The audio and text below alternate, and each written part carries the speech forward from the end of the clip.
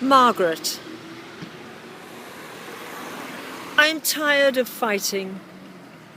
I want to have time to look for my children and see how many I can find. Maybe I shall find them among the dead. From where the sun now stands, I will fight no more forever. Chief Joseph, leader of the Nez Peace. Part 1. The end remains, and who knows what to do with it, left over as though by chance from another century. Where do I go from here, watching rain slowly falling through May's marble darkness, when I hardly know where to belong anymore? A poem has to find its own way out of the years it is lost among, while the evening sears into a last light, aluminium among leaves and the wind's rhythm. What am I, bound about in a closed vacuum, my life thrown to one side, an open fan?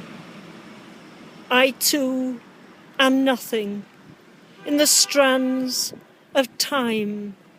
From slanting depths, the surface stars were mine. Yet I have never felt before such an intense hesitancy, afraid even to put one word in front of another, for fear of it all collapsing into itself. And I stifle under the end as it rears up suddenly from nowhere, mute with my silence in a cavalcade, a mimicry with a garish motley worn, assailing me with my destiny and my ruin. Echoes in between, made out of nothing in the unending span of a dream, and all I amounted to. My mother's spirit, unable to fend, torn from her shadow in the darkness then. The world is being swept away around me, and death is standing on the corner, casually loitering with intent, waiting for me to try to calmly pass by. How can I turn about without him noticing, when the future is not an option and when I have not reached the end? There is something that I have to attend to, and I cannot put it right. Its span is but a spent candle I cannot trim any more.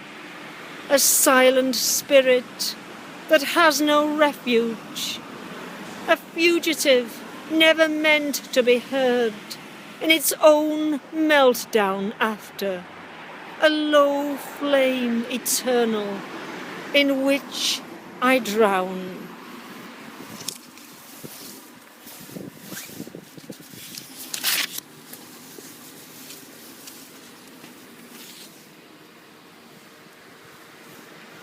The tree before me has broken under the strain of its own weight, and now it trails a fallen canopy along the ground.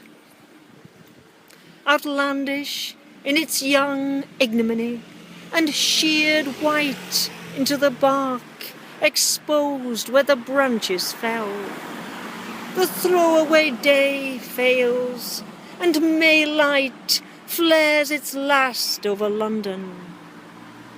I turn away from the Thames, which holds no interest for me now, without even looking back, as though another country in which I am homesick and no longer know myself. Nothing lasts long enough around me, only memory, and now and then something left infinitely lost and won. It hurts, as though I'm reliving her loss all over again. And I shall never get used to people who were once just there and now are not, as if they had to cross into another world, and as they passed too soon, they suddenly forgot to wave. It is we who are left behind, to crave for the little which was left, or the last remembered stumbling in the dark, without anything to light the way, with nothing but random misalliance remaining. The casual certainty and the doubt which will not go away, the life we lend and borrow from, diminishing the end. I dreamed that life was an elevator, halting in an infinitesimal space to let someone get out. I felt it come to a standstill momentarily, a sudden momentum in makeshift time, through a world of make-believe, descending in its own oblivion, pretending. Yet nothing really mattered anymore. Each of us stood alone, carrying all that we were, with no room for the spirit to inhabit, trapped between memory and the moment which nothing can confine. Among so many, clutching what was mine, in suspension in the lift shaft of time.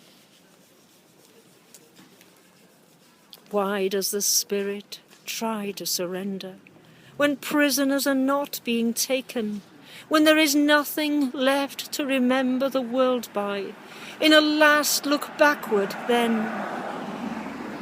Is it the spirit's own longing to be free, encompassed round about, the tenant with a lease for life in the memory, something unchanging and yet attendant, even to the end, when the mind is no longer recognizable in the form it once was? What is it that we don't know, when the body from its shadow is torn? Precipitate, the isolate desire, thrown on the chance of circumstance for hire.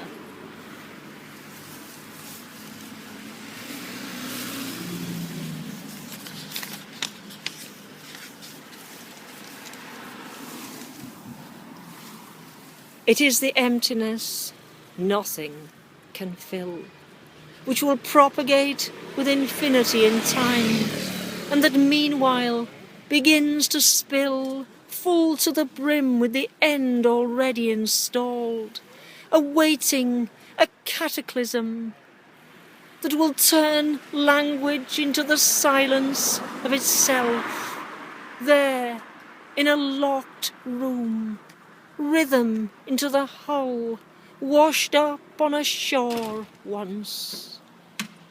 And we are left with the silence after, the echo through time, a forgotten tongue in a Babel of its own making, where speech was the wreckage it was lost among. What happened in the interval between the end and its enactment in a dream? What happened in the light of a shuttered room, filtering the breaking May morning, the heavily laden storm that augured no good, and that would end without warning. The utterances, at once disparate, yet fast locked, held in their own momentum, there for the world to realise, too late.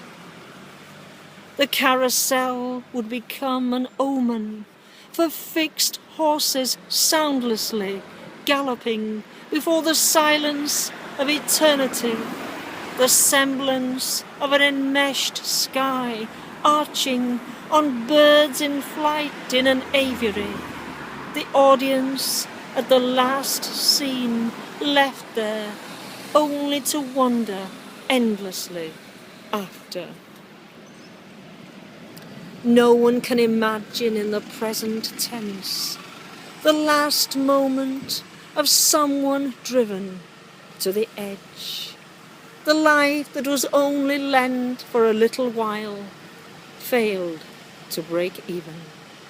Silence that was to descend just before the end was already apocryphal, while the day converging on a locked door would be seen forever through sepulchral smoke, yet etched indelibly in the mind. The frozen panic of cataclysm, the past left with nothing to leave behind, the future, the vacillating rhythm of the heart's last countdown, right to the end. The unending sleep nothing would amend.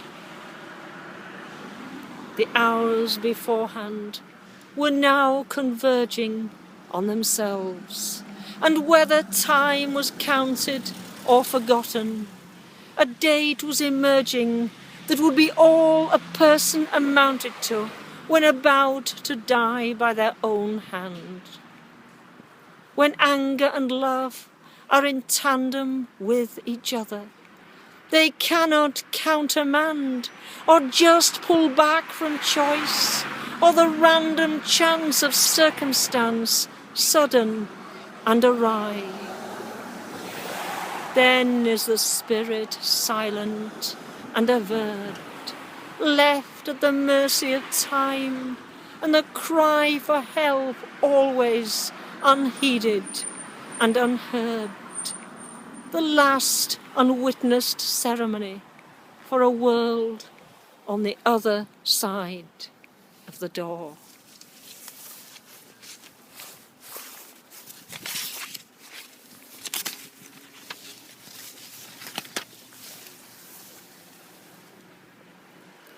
How many times would the final moment be reenacted in the mind, only to fall back again to a time not meant for the end, and then its reality after? What failed to make the difference before the shortfall remaining between the day's deliberate effacement once and the familiar which might have been? Was it something to do with the spirit quietly falling silent in the din, a leave-taking calm and precipitate, unfaltering in its timelessness, in the fast-locked last roulette of hit and miss and memory, suddenly come to this?